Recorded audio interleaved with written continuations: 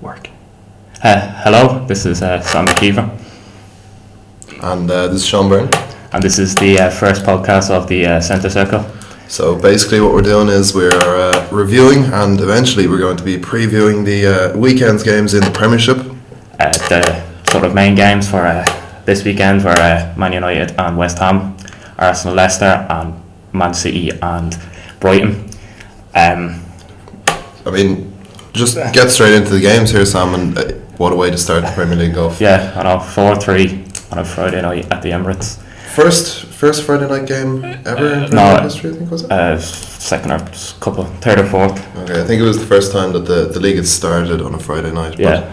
What a way to start off. Arsenal versus Leicester, the 4-3 game. I think the big talking point from the game is it was Lacazette's debut, and he did play. He did take the one chance he got, really. Good goal, good header, strong header. Arsenal went 1-0 up. Leicester tied it 1-1.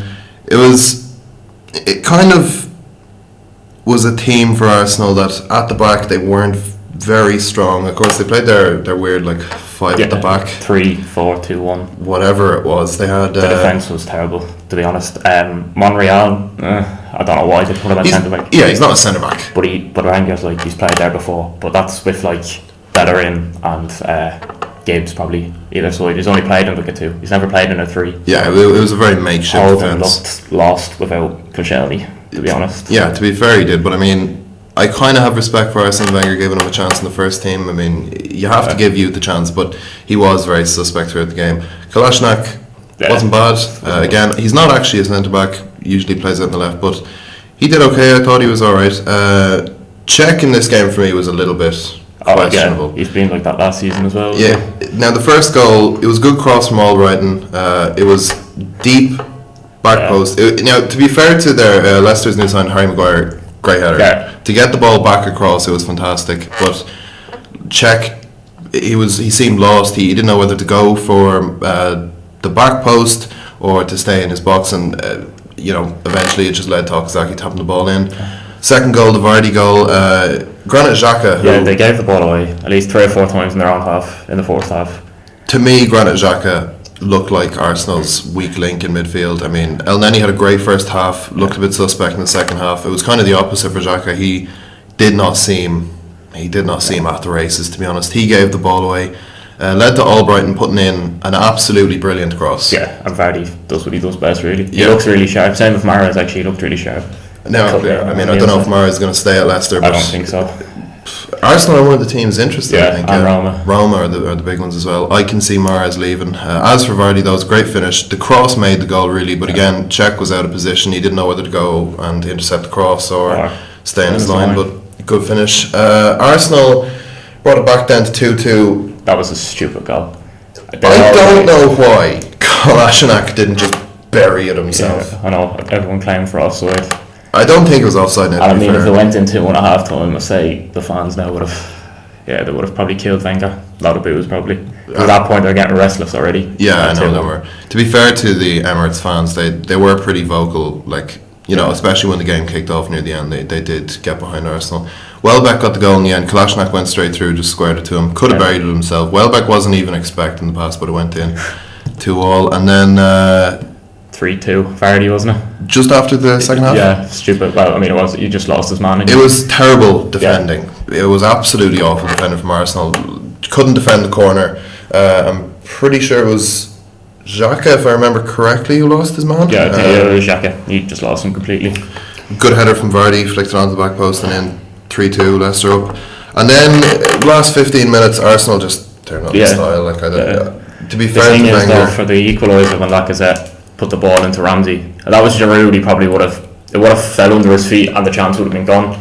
So for the goal? Yeah, for the equaliser, because Lacazette. Xhaka gave the pass. Did he? Yeah, I must think it was something else, but to be fair to Xhaka, he got 2 assists in the end. He assisted the winner on the equaliser, the 3-3, the goal. It was a great pass. Yeah. But to me, Xhaka, in the build-up, Xhaka wasn't good enough, and then once you get him in the final third, he was playing amazing passes, or at least this one was. It was a great goal from Ramsey, great touch, great finish. Claims for a handball. Yeah, Did you see that? I'm not sure about it. His hand was near enough to his side. I don't think he reached for it. No. I don't think it was deliberate. I wouldn't have given it as a handball. I mean, it didn't stand anyway, and it led to the goal then, and then Arsenal won it at the death. Yeah, Giroud comes off the bench. Two inspired signings, to be fair to Wenger. Ramsey and Giroud completely changed the game. It was a great header and it was deserved. I think he's a good plan, but like everyone says, he's probably a better plan B than A. It's good coming off the bench. I wouldn't really start him mainly. Yeah, I mean, there was links with him to the likes of West Ham where he would be probably the main man. Yeah, but I mean, he'd be a complete change or like a switch for Andy Carroll. Yeah, but, basically. I mean, when he does start for Arsenal, he's not really as impactful as when he comes off the bench. Like you said, it's a great plan. Like if you look at last season, I'm trying to think, he came off the bench against United and scored. And they weren't exactly playing the best, but he got his goal. They got an equaliser and drew at Old Trafford, and he scored another few games off the bench as well, a few important goals. So. And I mean, when he came on, you could see that the style of play that Arsenal were playing completely changed. They started putting the balls into the box, and even Lacazette was getting on the end of a few. He had a good few chances, and to me, I know it's early days, but Lacazette seems like a great signing. Yeah, he probably will score at least 25-30 for them. And what they've been missing as well for the last while. Yeah, I mean, for years, pretty much since Van Persie left, they've been looking for a top class striker.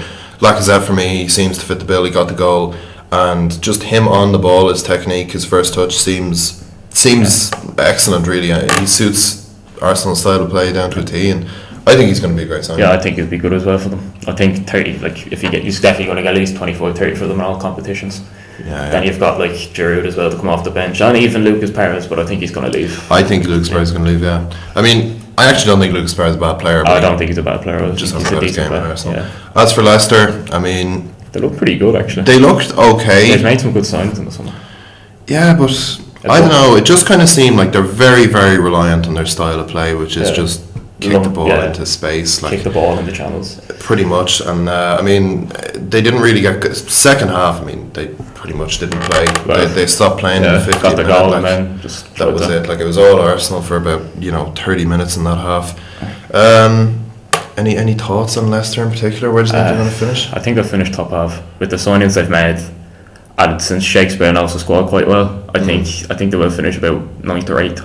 Yeah. I think they could have a good year. I don't mind Craig Shakespeare, to be honest. He seems like a decent manager. I don't know how far he'll take them, like you said, maybe mid-table or so. And Arsenal, I mean, are we looking at a Champions League spot for Arsenal? Maybe. It's got to be tough, I think, though, especially... Yeah, top half the table, or those top 6 places are going to be very, very tight this year.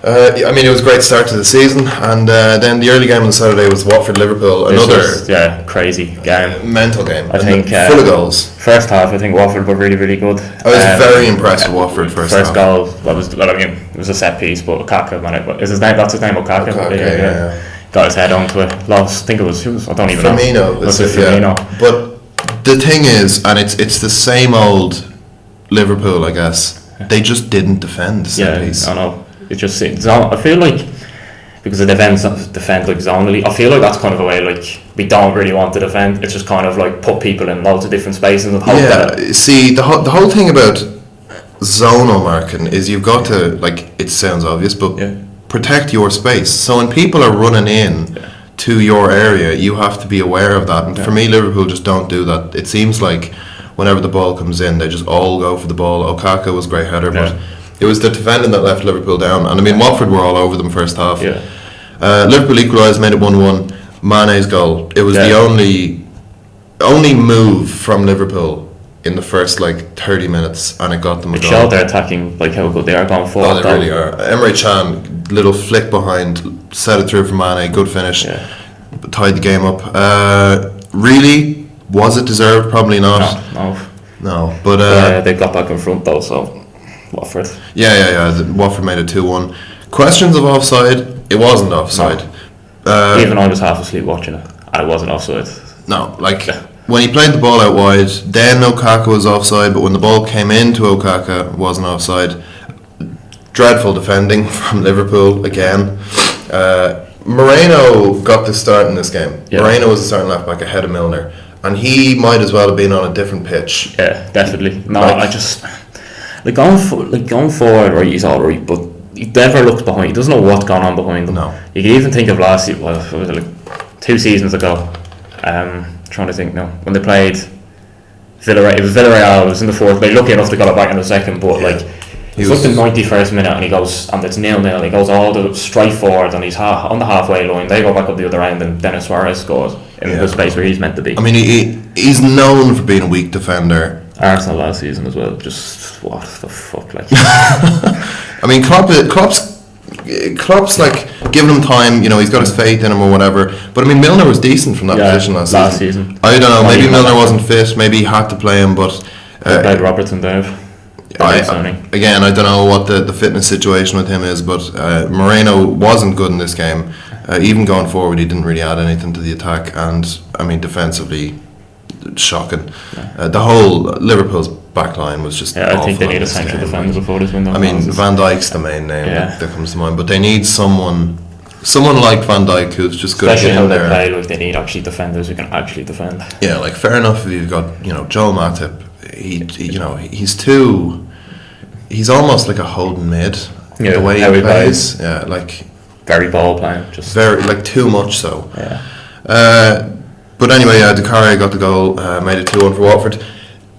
Mohamed Salah, Yeah. £40 million for Mohamed Salah, and the first half I was not impressed. I wasn't with impressed. Mohamed. Well, I mean, he tried to make stuff happen, Like didn't really come off. he was in good positions. There was one particular ball that got played over the top. Salah was one-on-one with the keeper and he just skied it. Yeah. He didn't have a good game at all. He didn't have a good first half. Second half, Won a penalty. that changed. That was literally the 5 minutes of madness from Watford, from Gomez and the defence, which kind of let them get in front, basically. Pretty much, like Salah played for it though. Yeah. I mean, like Well, he knew, like, you saw Gomez coming out, Yeah, and of let's be course. honest, it's Gomez, so yeah, not the greatest not the best goalkeeper. goalkeeper. I mean, he's all right saving a shot, but I don't really know what he was thinking. He just went out. A clear penalty. Firmino put it in the back of the net, tied the game up 2-2, and then Salah. Salah had changed the game at this point. Salah was like Liverpool's main outlet. Yeah. He was playing very well, to be fair to him. And ball over the top. I think it was Lovren gave the ball over the top. Firmino in around the back. Gomez came out, but he had to come out. He had to come out. Firmino chipped him, and then Salah nicked the goal. Salah just tapped it in the back of the net there. Yeah, 3-2 to Liverpool. Watford just kind of opened up. Yeah. I don't know what was Just that going on 5 there. minutes really just cost them, but they did come back after that somehow. They did well, yeah. I mean, last 5-10 minutes, it was Watford were just trying desperately to get the goal. In the end, not really deserved. No. I'd say he was offside, but again, another set piece that was just. I don't think even if they had Van Dijk, they would have defended that. Mignolet decides to push it out for some reason. Yeah, I mean, it's not even that. The ball comes in like chest height to Wijnaldum, and he doesn't head the ball. He just kind of shows the ball the top of his head, and then it bounces around. Watford's new signing Richarlison gets the ball in to Britos, who was in an offside position right beside the goalkeeper, and the ball just kind of bundled into the net. Mignolet didn't know what he was doing. Offside goal, shouldn't have counted. Very, very difficult to tell, to be honest. To be honest, Mignolet should really just, when He came should off- deal with it, yeah, but I mean. When it came off the bar, he just starts looking around where the fuck is the ball, Then Britos tapped it in. Yeah, he was right in the line and he just got his head to it and nicked it over. Someone who didn't have much to do with the highlights. He didn't score, he didn't get an assist, but the Liverpool starting right back, Trent Alexander-Arnold, for me, was very. He's very good. He looked very good. He was taking corners and I think a few free kicks. His delivery seems really, really good. He really impressed. So did Salah, Mane. They were the standout players for Liverpool, really. But their defence has to. Oh no, it has to improve if they want to get anyone in the top four. They need to improve. Absolutely. I mean, fair enough. They probably have the most versatile attack in the Premiership. Like, if you think of all the players that they have that can play, that attacking midfielder role, like they've probably got what, 6 or 7. 6, yeah, pretty much. Like maybe even one or two more, maybe. Who knows? Like you've got Lallana, Mane, Wijnaldum, Salah, loads of players who can play across that line. Coutinho, if he doesn't leave, Firmino, even Origi could play on the left. They've got so many options, and solid options for that as well. But their defense just is Their not. defense is awful. Lovren, well, that's a Rodgers signing, so like. Well, I mean, it'd be still, like yeah. he needs to get in. In my opinion, he needs to get in like a proper centre back. Van Dijk would be a top signing. I think they need Van Dijk or someone like Van Dijk Yeah. if they're trying anything. Mignolet when he's on form, he's all right, but Yeah. he's barely on form. Yeah. Like Last year he wasn't too bad in some games. Yeah, but I mean, I don't think they need to spend more money on a goalkeeper. No, not now. But I think they seriously need to invest in their defence. I mean, maybe even a Holden. I know they've got Emery Can, but he seems to be a bit like. I think he's more central midfield than a holding midfielder. Yeah, I know. I mean, a Holden midfielder doesn't suit their I feel like formation. though, because he's able to play in like so many positions as well. Like it's so hard. Where do you put him? Centre back, holding mid, centre, because he played centre back under Rodgers, and then he went back into the middle, and he's played full back. So he's like a bit like David Brilliant. He's like, where do I put him? Because he can play in about 4 or 5 positions, and it's kind of difficult to figure out this is his best position. I mean, they played Can and Henderson in the middle. and I mean, that's where I think Sean should just play, just the centre of the midfield. they're very box to box. I mean, you see Henderson pushing forward as well as Can, and there just doesn't seem to be any defensive stability in that team at all, really. Yeah. Then moving on, 3:00 kickoffs. I guess the surprising game was the Palace Huddersfield game. Yeah, this was a bit of a shock result. 3-0 to Huddersfield. First game in the Premiership. Since like What was it, 82 or something? 71 or something. Ages. Yeah. First Premiership game. First Premiership game. They've played in the First Division. They've never played in the Premiership. Yeah, the so this is Premier their League. first Premiership game ever. First Premier League game ever, and they're the first team in the history of the Premier League for their first goal in the Premier League to be an own goal. Oh, for fuck's sake. Yeah. That sounds like the most Sky Sports stat ever. It's true. Anyhow, Joel Ward putting the ball in the back of his net. Badly defended corner from Palace, and ball knocking around Joel Ward. I mean, he didn't know anything about it. It was just kicked against the leg, went in. Standout player for Huddersfield. I don't think anyone Knows who he is. will have heard of him. Some guy called Steve Mooney. Steve, he's definitely played like League One about 20 years ago. He sounds like he could be from like Derry. Yeah, right? Steve Moon. I'm pretty sure he's like French or Yeah. something. I think he's played in League Two. Signed for Huddersfield, club record fee 11 million, and he didn't disappoint really. Save. 2 goals in the game. First goal was a great header, and then the second goal was just bad defending, which was the kind of the theme with Crystal Palace. Again, Yeah. another team that was playing 5 at the back. Yeah, I or saw that as well, yeah. or 3 at the back with 2 wing backs or Yeah. whatever you want to call it. But I don't know. De Boer, obviously, he's known for kind of having a boring style of football. But whatever he's done with that side, I mean, it's fallen apart. Yeah, already. I don't even know, like, I say it's more the fact that Palace got him in because of the name and how good of a player he was back in like the 90s. Yeah, I mean, he even has some credentials. I mean, he did well at Ajax, Inter was a disaster. Yeah, what was And it, then- 89, 88 days or something? Yeah, like something not that. even 3 he months. spent a shit ton of money there as well. Yeah, So, I like, mean, he... Latvia, João Mario, a few others. When he signed, who's he signed for Palace? Loftus-Cheek, Fosu Mensah. Reedveld, that Yeah, Dutch he's really, really good defender. actually. 7 million as well for a guy from Ajax. Yeah, I mean, it's not bad, but I mean, the system he was playing was the 5 at the back. I think he was playing Fosu Mensah as a wing back, a right wing back. Are you serious? I think so, yeah. But He made they actually, were... if you saw that tackle, you're pretty sure, did you see that tackle he made? Yeah, I mean, Scott Dan put in... What Sam's referring to is... Scott Dan puts in the worst pass I've ever seen. The ball gets tangled up in his feet, and he's not even under any pressure, right? The nearest player is about 10, 15 yards away. About that, yeah. So he trips up over the ball, no one's really closing him down, under no pressure, and he tries to pass it to Fosu Mensah, and he just passes it straight to Steve Mooney, right? Yeah. Mooney goes straight through, and Fosu Mensah goes mental. He just ran back for his life. And tracked back for his life and got a tackle in, saved Scott Dan, from embarrassment really. Fantastic tackle from Fosu Mensah, who does seem like they're shining light. Yeah. He was the he's a standout talent to player. be fair. I wish he probably could have stayed, but I don't think he's going to get in the team this year, now, especially with Matic and Carrick probably ahead of him. So it's probably good for him to go on loan. And he's Yeah. playing with Loftus-Cheek as well. So in the middle, well, he should be playing with him in the middle, but some reason Fosu Mensah, Yeah, I mean- according to you, has gone wing back. So Well, that's the formation that I saw. was it the It was on Match of the Day Yeah, that Match he was of the Day, yeah. playing right wing back. Yeah, so about 5 minutes later, then Scott Dan, the ball comes in. This is at 2-0, right? Yeah. Scott Dan, ball in from a corner, flicked on. Scott Dan's at the back post, and he's unmarked. He's got 5 yards of space, right? Hit like it's a goal. Anyone else in the team, and it's a goal. And Scott Dan hits the ball about 20 yards over the bar. He was decent a couple of years ago. Oh no, he was really Arsenal wanted him. I'm pretty sure United were Yeah. in for him like 3 years ago. Yeah, and now he seems to just He, falling apart. he had a mare this game. According to the live score, Yeah, Fosu Mensah was playing right centre back, right. Yeah, and Joel Ward was playing right wing back.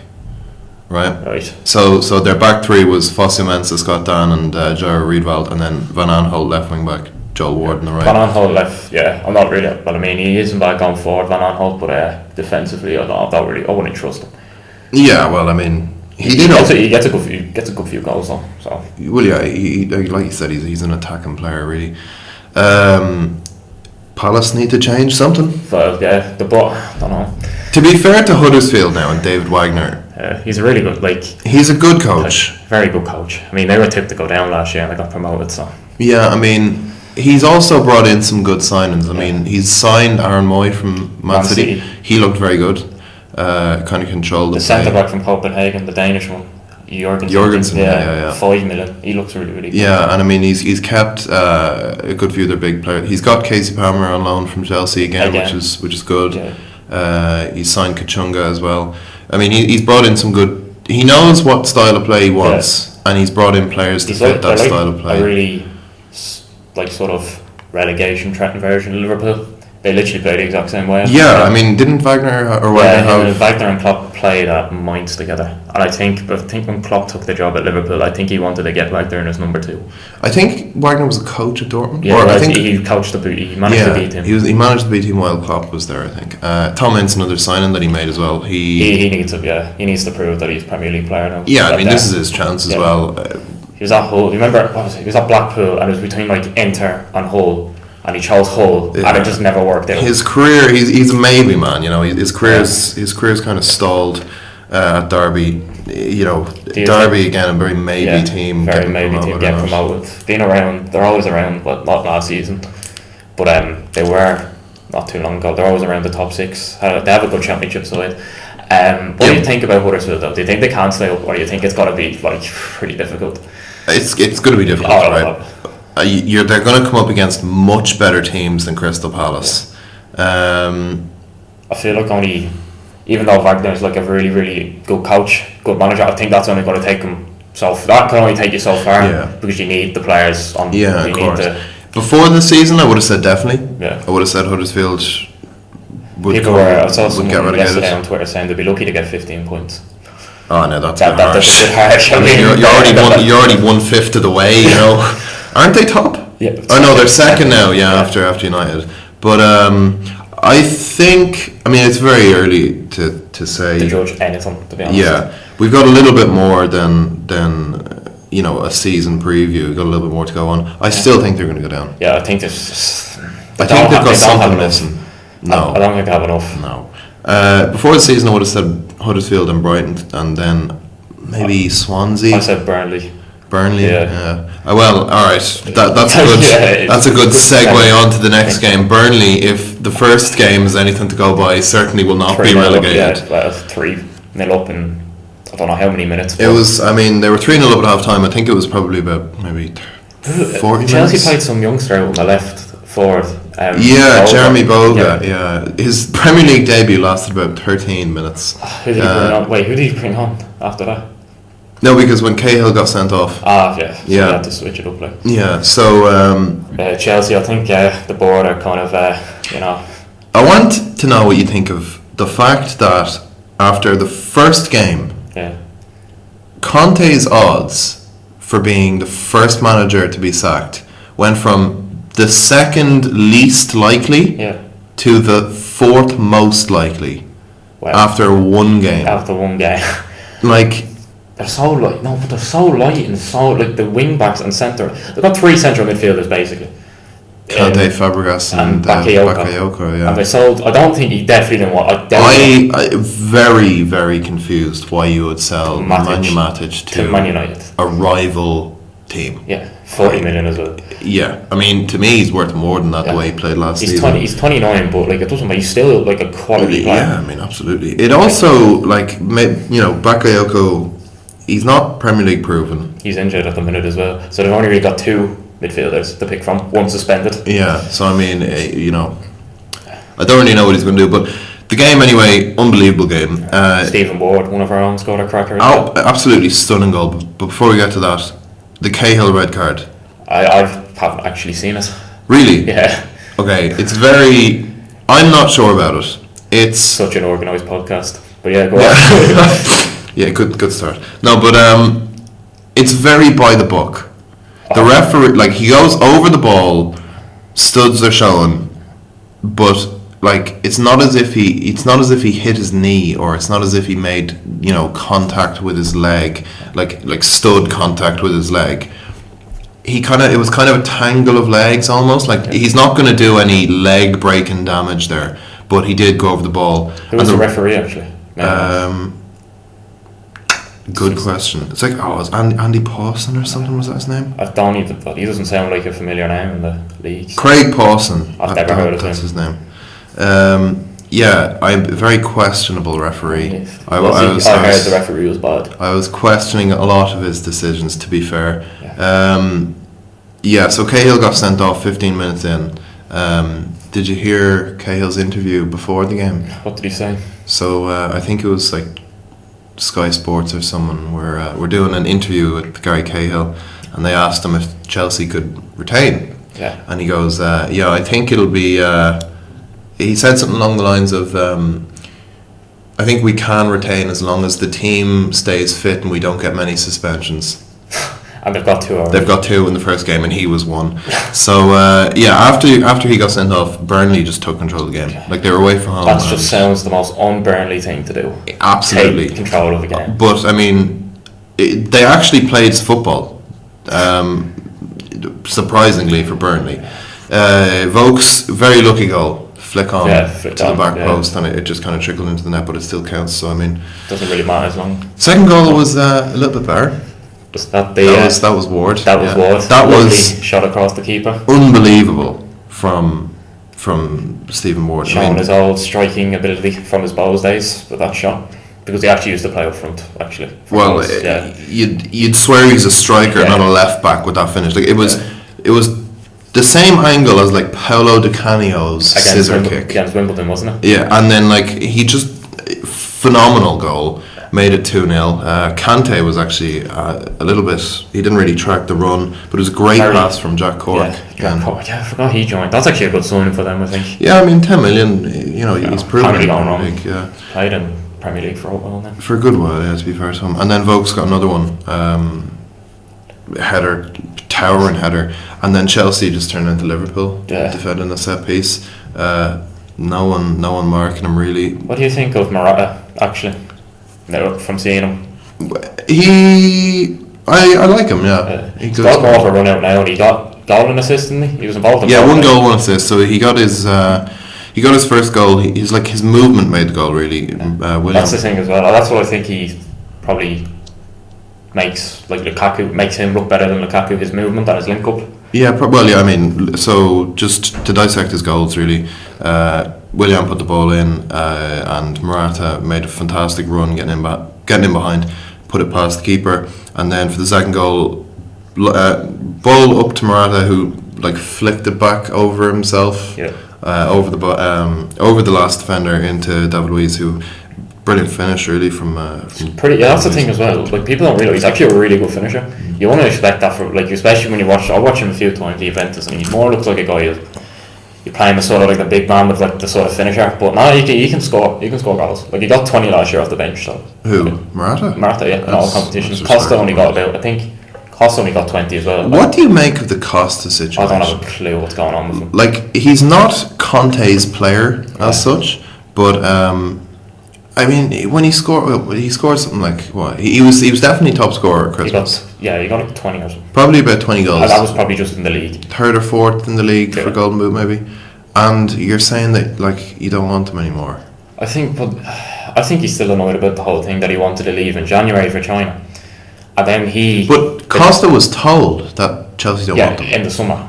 But this is in like January. He's like, I got this move for China, and Conte's like, well, we're top of the. He probably talked to him like, we're top of the league, we're flying high and whatever. I don't really want this to happen. So he dropped him the next game, and I think he realised, well, I mean, Batshuayi isn't exactly now doing the business, so he put him back in. Yeah, to be fair, Batshuayi didn't play very well at all. But He seems like the reason why he gets all the hype is because of like what he does on Twitter and how he talks to everyone, and he's all happy. Batshuayi? Yeah, you should look at himself. Like, he's just all happy and cheerful on Twitter. I mean, Batshuayi seems like a good signing. He was like 33 million. 30 million from Marseille. Yeah, I mean, he's obviously obviously got a lot of potential. Yeah. But I mean, is he going to do it in the Premier League? Probably needs to play on a regular basis. He didn't do it, in this game anyhow. Second sending off for Chelsea. Did you see it? I haven't. No. Wow, you're great. I know. Cesc Fabregas got sent off. I saw Fabregas looked really pissed off in the video and walked off. And Yeah, well, his first yellow card was just stupid, really. dissent or something, was it? Yeah, I think the referee, he fouled someone or something, the referee, or he won the ball and the referee blew for a foul, and he like sarcastically clapped the referee and he got booked for it, which is a bit kind of, it's questionable, Yes. but it's just stupid to do. The second tackle could have been a red on its own.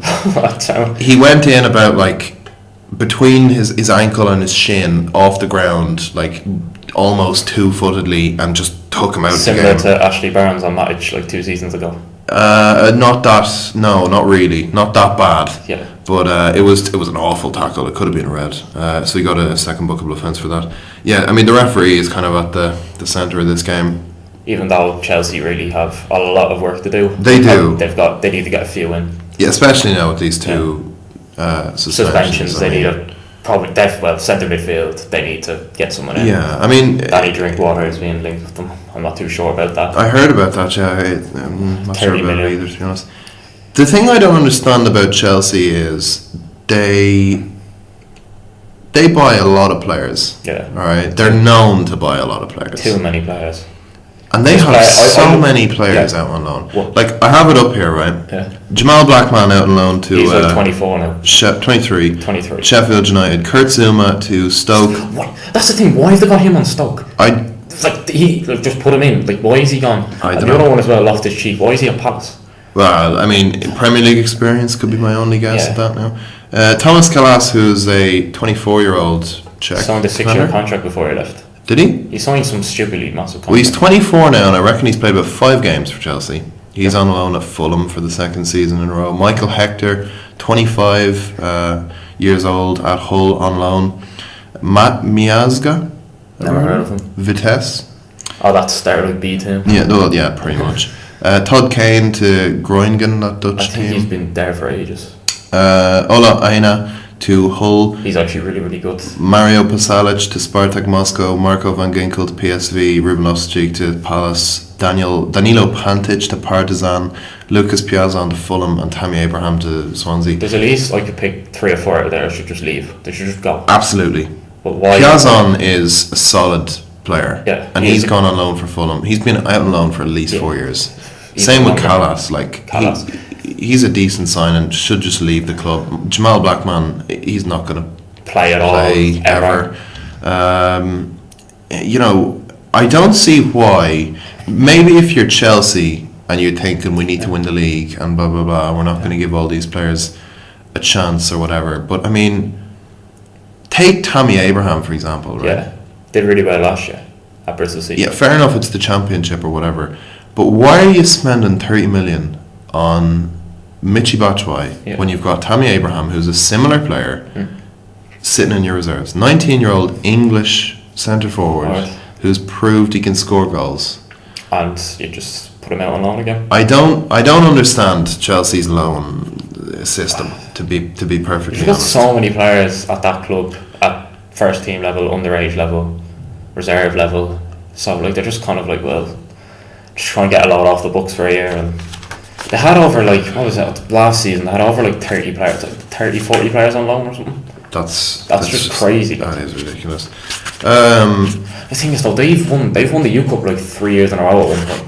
Yeah, like none of them have got into the team. I don't understand. Like, I like managers who give youth a chance, and Conte, to be fair, is that kind of manager. But I don't see why he's not given the likes of Tammy Abraham, even Kurt Zuma. Yeah. Why could he not stay at the club? Yeah. Especially Mourinho now. loved it. No, only the first season Mourinho, the second season Mourinho was there, and he came back.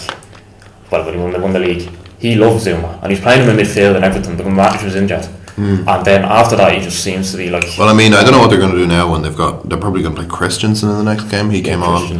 That's another player as well who's quite good, and he just gets sent out on loan. I don't know. I think it's more like as well though. Like Chelsea's bench as well. Yeah. I knew about 2 people on Chelsea's bench because it was a lot of kids with it. It was full of kids. I'll read it out to you now if I can get it up.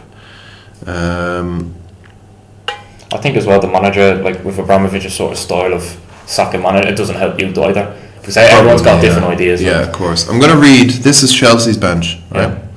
And you tell me how many people you've heard of, right? Wilfred. Okay, so Willy Caballero. I'll obviously have heard. Of course, heard him. Alvaro Morata, of course. Kennedy. Yeah, Brazilian. He played a little bit under Mourinho before he got the boot. Charlie Musonda came on and played. I've heard of him. He was on loan at Betis last year. Christiansen, who came on. Yeah. He was the defender who He's came been on. on loan last year. I have never even heard of these 2 people. Yeah, Fikayo Tomori never heard of him. and Kyle Scott. Don't like you might as that might as well be like backroom staff. I don't know where he's gotten those people from. Moving on anyhow. A few of the other games that were on Saturday. Brighton City, Brighton's first Premier League game. They did quite well, didn't they? Up To be fair, they did. They were. Aguero scored. Yeah, Aguero scored and then Dunk scored an own goal.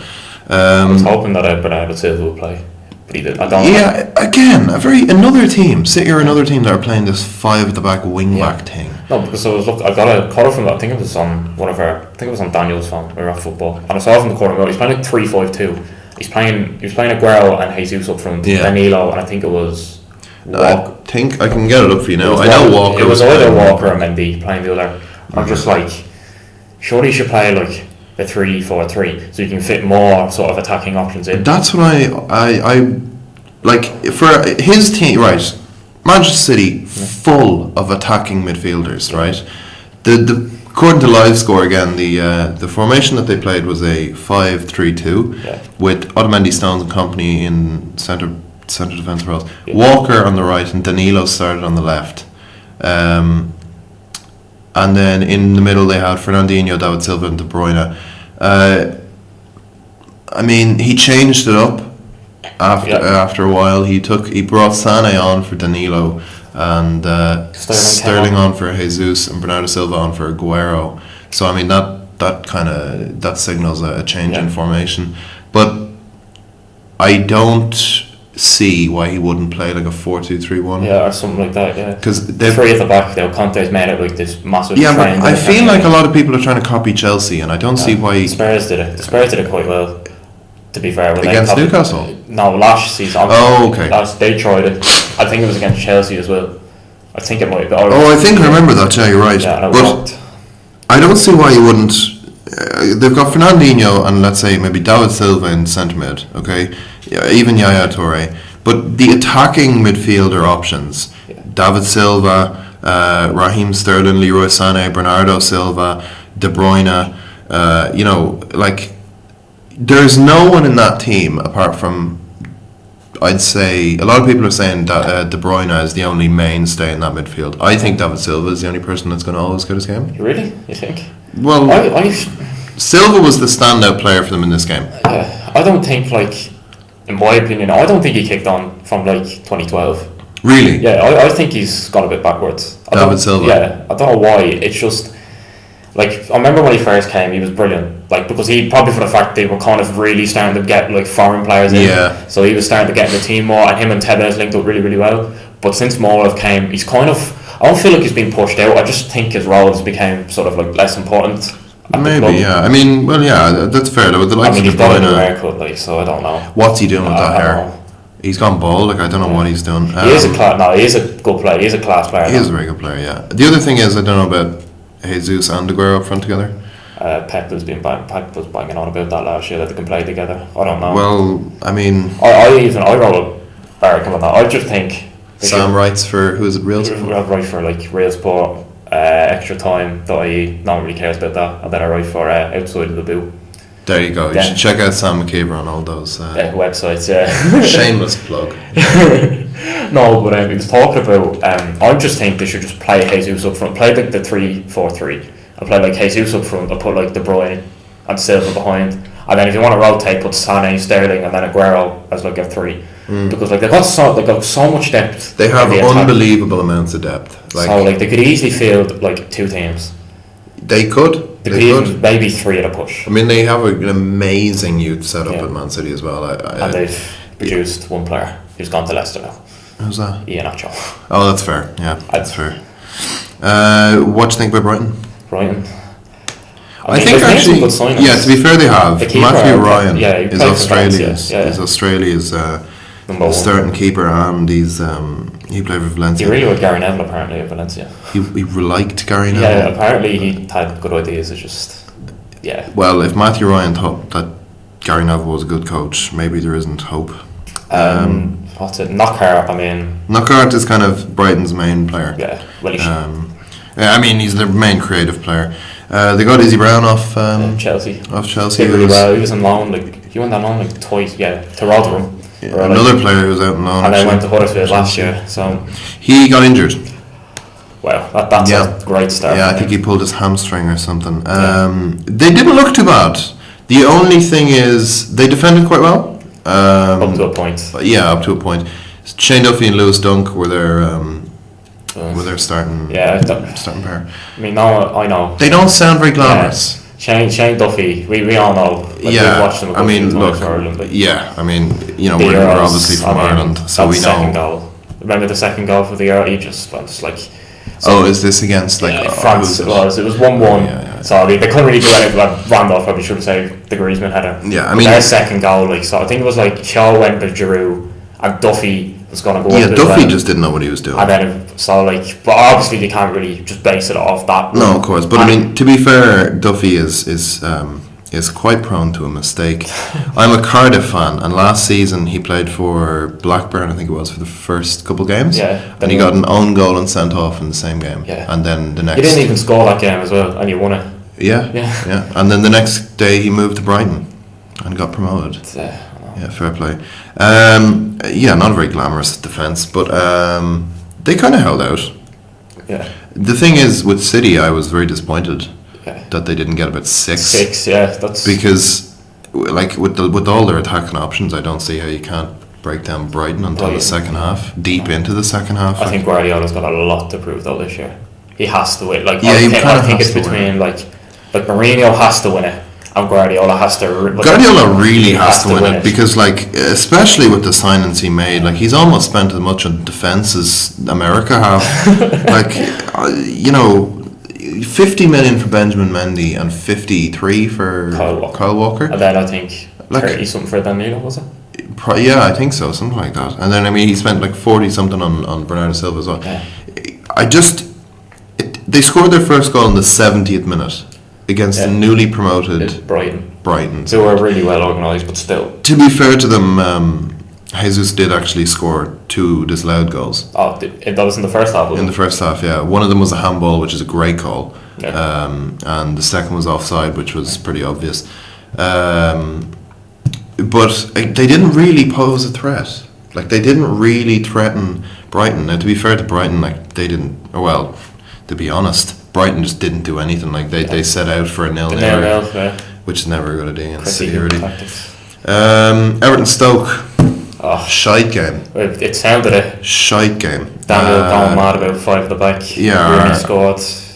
Literally, that's all there is. Are they another team that was playing 5 at the back? Everton. Yeah, They played I think they played. Talking about some target man going wing back or something. Yeah, Calvert-Lewin, who is a striker, trained striker, played right wing back for Everton. They had Keane, Jagielka and Williams in defence. Yeah, not what very... do you think of actually Michael Keane and Pickford? They feel like I think they're good signings. yeah, they're like typical Everton signings. I think... But the money they spent on it makes them sound like they're a lot better than... Well, yeah, I mean, Michael Keane's a good player. He's a very Everton level player, Yeah. I think. He's Especially not... from last year. Yeah, like he couldn't really have gone to United Yeah. because I don't think he'd break into that team. Not a chance. Especially with Lindelof there now. Yeah. He didn't even get in the squad yesterday. Is injured or he's... No, he just didn't. I don't think... Really? I think Mourinho was just like, yeah, well, Wow, that's a good start. he could have... Liverpool... I don't know. Would he improve that defence? I think so. I think especially with Jagielka getting on in years. Jagielka's probably like 32 now. Yeah. He's still a solid defender. Pickford, I think, is a great signing. I think Pickford's going to be England number one in about 5 years. Yeah, at some point. I mean, Joe Hart didn't look good against United. Oh, Jesus. To be fair, he wasn't helped out by that defence, but still. They gave up after 2-0. And Butland, you know, he's got his injury problems, and I mean, he is obviously a great keeper, but you know, you kind of question if injuries mess up his career. I think Pickford Will become number one. Yeah. To be honest, his kicking is unbelievable. Oh, it's a joke. Like it's ridiculous. Yeah, basically nothing happened in this game except Rooney got a goal. Yeah, and David Klassen played, didn't he? David Klassen started. He was taken off. Then he played for an hour. He's another player. He was. I mean, I saw him in the Europa League, like the final of the Europa League. I mean, United didn't exactly get the ball down and pass it. They just lumped it onto Fellaini. He was like Zinedine Zidane in the air. Wow, Zinedine Zidane in the air. That sounds. And but he didn't really impress anyone. So. Yeah, well, I mean, to be fair, no one at Ajax impressed in that game. Stoke looked shit. Yeah, I think Stoke looked very bad. Last season, like the majority of the fan base wanted Hughes out because they just. The thing with Stoke is they've like just stayed at mid-table ever since they've been in the league. They've never gone up. They've never gone down. They're just there like 12th all the time, 11th.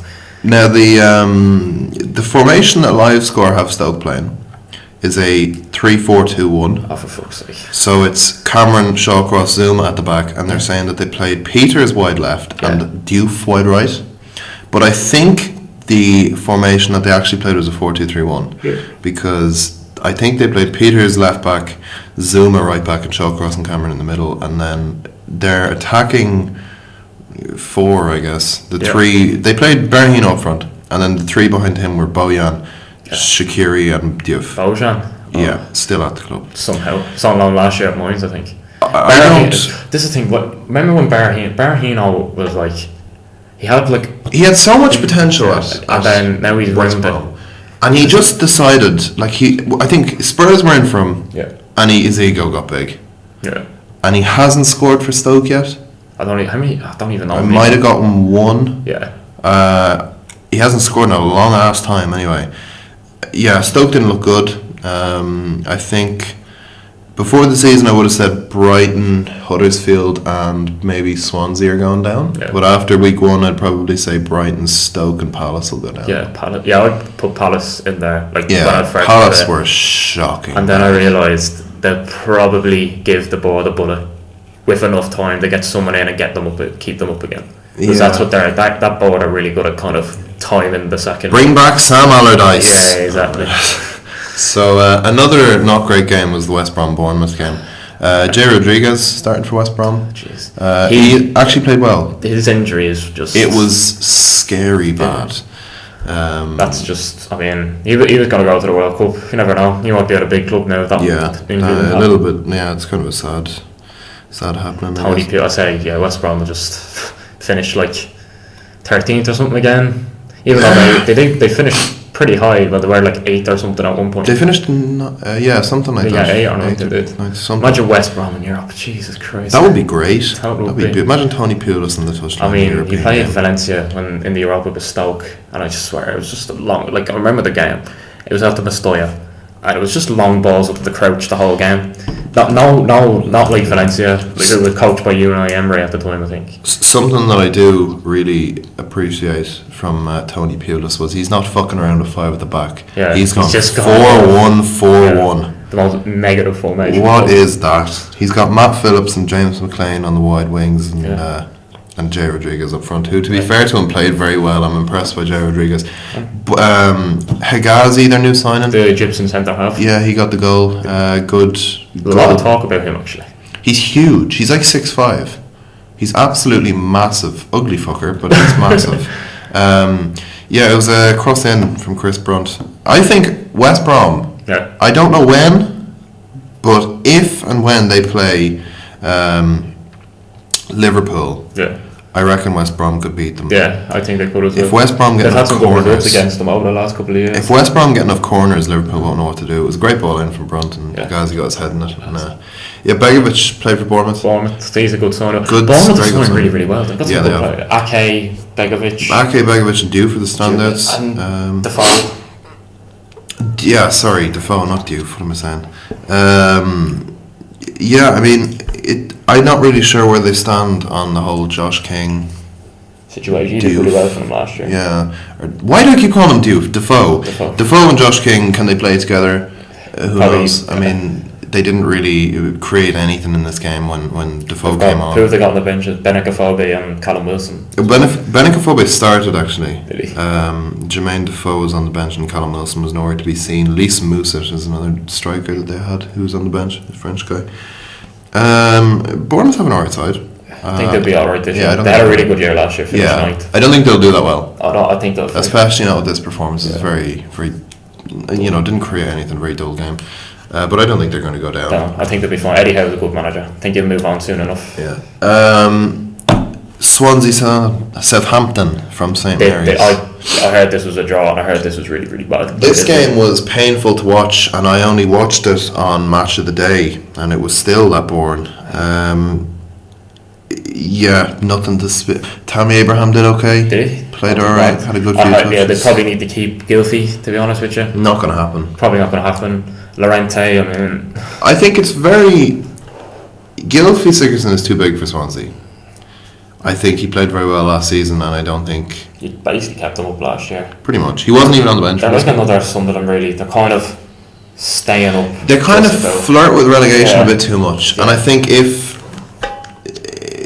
Gylfi Sigurdsson leaves, Tammy Abraham's going to have to do a hell of a lot to keep them up. For a young lad, really. Yeah, they're really putting their hopes on him. Yeah. If you look at the side that they started with against Southampton, Jordan Ayew up front with Tammy Abraham, they played a 4-4-2. Yeah. Tom Carroll on the left, Leon Britton, Leroy Fair, Wayne Routledge, and then Martin Olsen, Alfie Moss, and Fernandez and Naughton. There's no real creative spark there. Not really.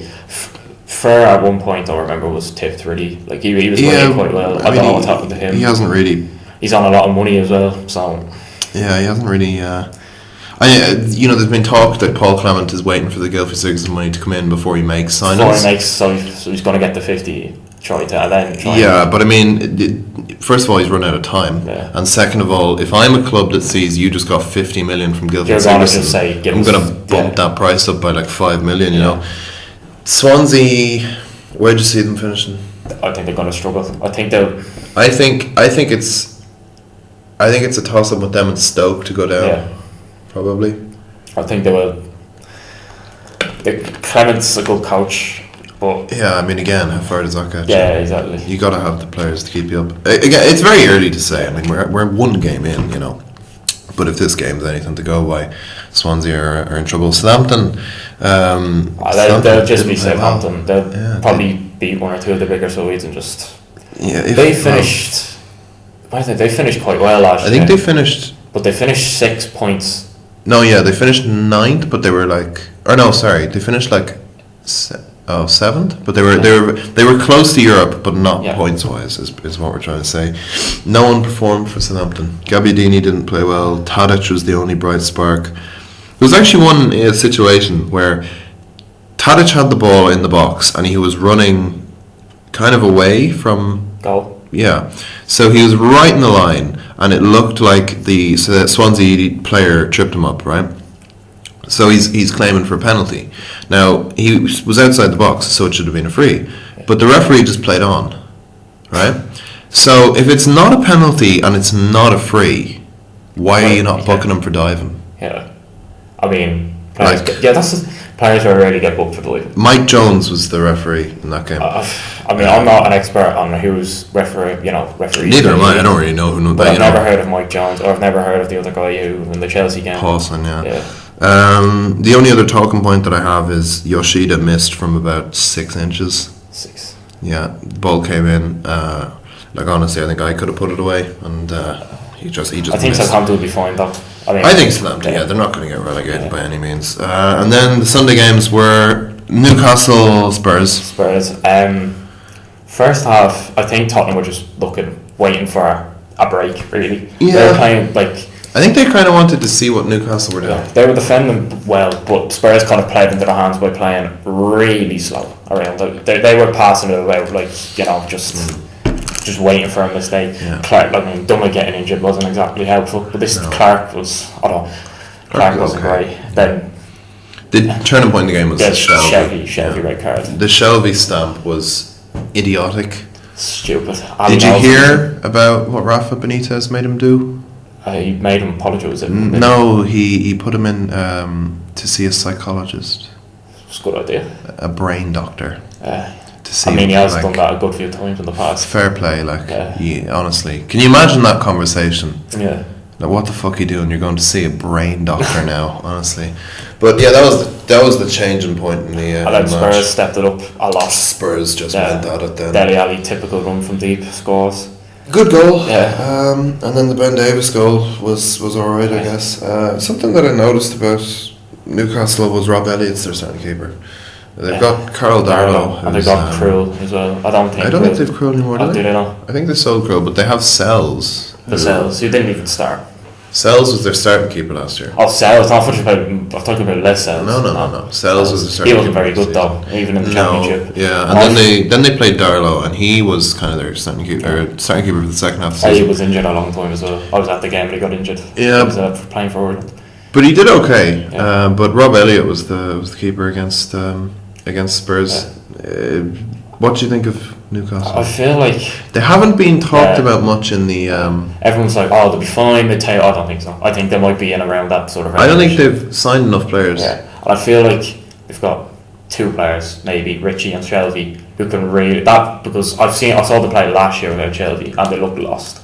Atsu played well. Atsu, they didn't get the ball enough though. No, but I mean, when he did have the ball, he was very creative, very skillful, obviously fantastic on the ball. He's signed now from Chelsea. Yeah, permanently. Yeah, okay, because he was on loan last year. Not decided to go on loan again. Yeah, so Newcastle not great. What about Spurs? I mean, they haven't signed anyone. And they probably need to sign someone. I mean, apparently they were looking at Martial. I don't think it's going to happen because I feel like, Martial, I think it would be too much of a step down. Yeah. As well. No, but that's the thing though. I'm kind of thinking he's got unbelievable potential. Why would he go to Tottenham? But then you realise they finished second. You finished 6th. Yeah, but I mean, and also as well, you wouldn't exactly have a lot less competition to go with. But I don't think he would go to Spurs. But he probably thinks that they've only really been up at the top the last 2 seasons really. Yeah, I mean they've got a lot to build on. Yeah. The main thing is Wembley. I don't know how that's got it. If you go on anything from the Champions League, they were off. Yeah, I think they lost to fucking Leverkusen, who finished, what was it, last year, 12th or something? I'm not sure, but they may finish mid-table anyway. They got nowhere near Europe. I think, and it's a bold prediction, but they've lost Walker, and fair enough, they've got Trippier, and now this guy Kyle Walker-Peters or whatever. He actually was really, really good. He was. Without doing anything unbelievable. He just did his job quite well. Yeah. But it sounds like they're going to lose Danny Rose as well. Danny Rose. He seems like he wants to go to United or a bigger club with more money. Yeah, well, he hasn't even bigger wage. I love the way he's he hasn't played since January, and he's get me out of here. Yeah, I mean, the wage cap thing at Spurs is very strange. Yeah, I think. I mean, if you look at Harry Kane, how is he capped? He's England's main striker essentially. Should be on right. 100k plus. Oh, absolutely. What's he on, 80 or something? Maybe even less. Probably. I mean, Golden Boot winner. Twice. Dele Alli as well, young player. Fair enough. Maybe he's not. They're the 2 best players England have got at the moment. And they've got a capped wage. And they're making less than John Joe Shelby. That's He was on 80k a week. That's food for And they only got him on that because Swansea were like doing alright and they were in the relegation zone. I think Spurs need to sign people. Yeah, Spurs need to sign people. I think they need to get Deadweight out of their club as well. Deadweight. Janssen.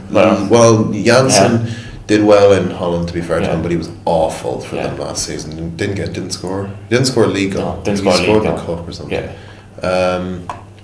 Lamella. Why is he still at the club? Biggest waste of money ever. He's their club record signing, Yeah, along with 30 million. another deadweight, Moussa Sissoko. He was terrible again.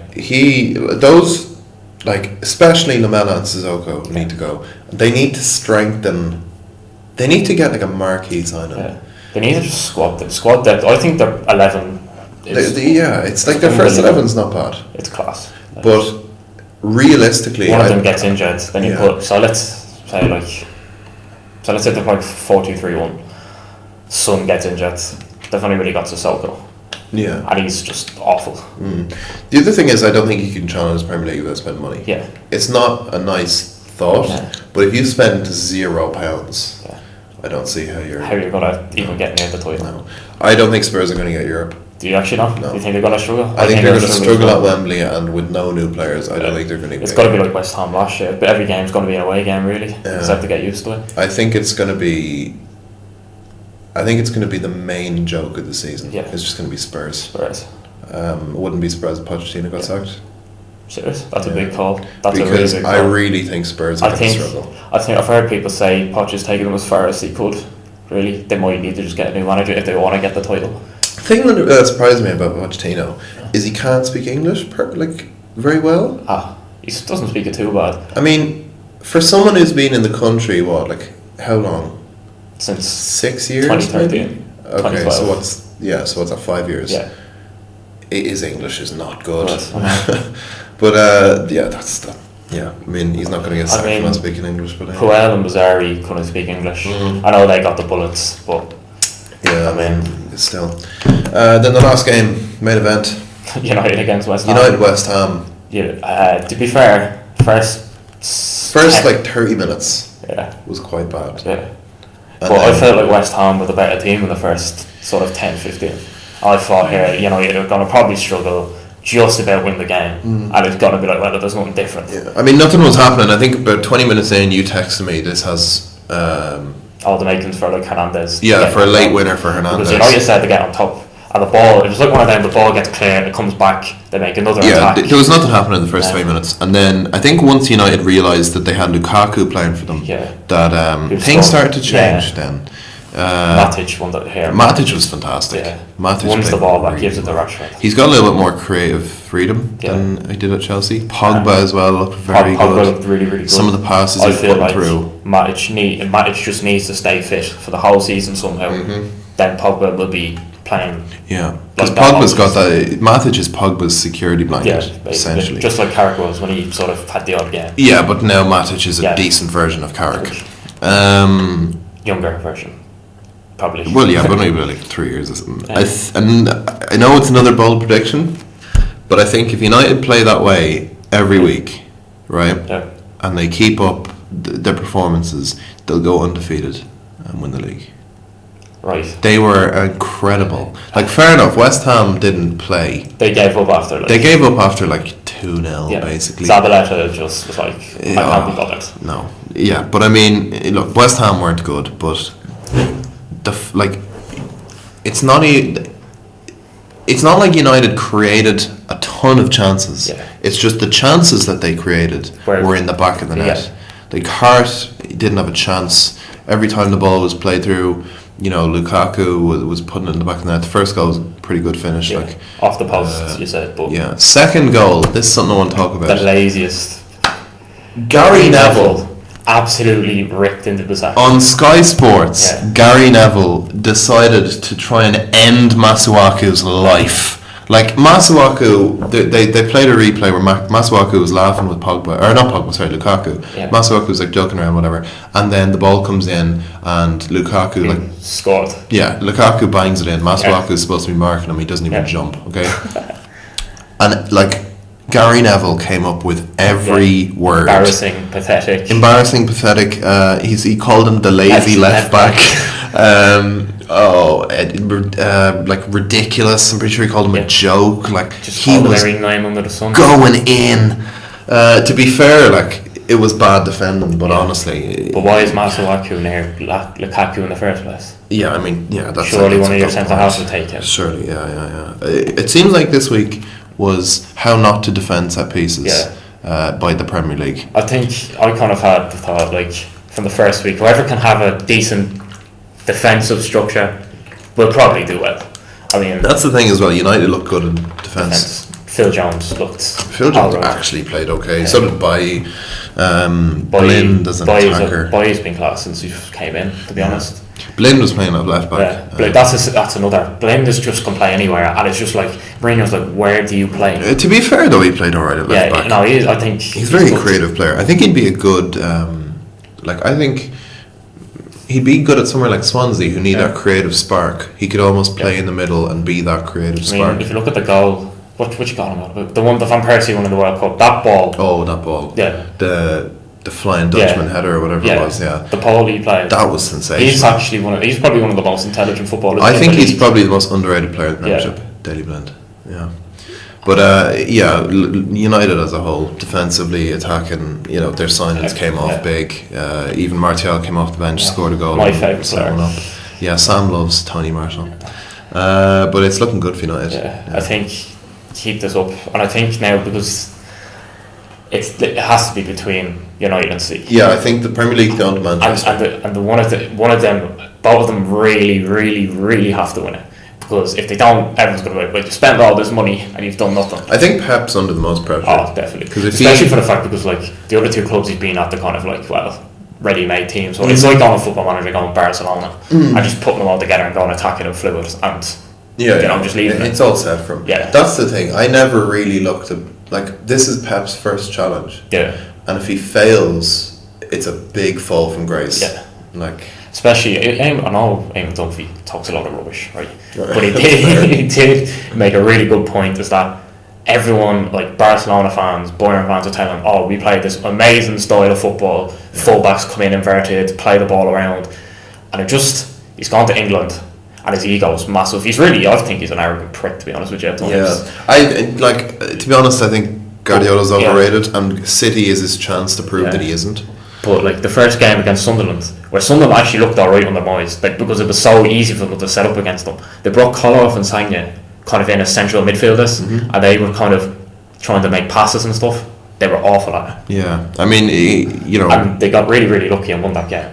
But then then it sort of started to work, and they won 8 or 9 games on the bounce. They beat Man United at Old Trafford as well. They did. City are always going to be a threat. Yeah.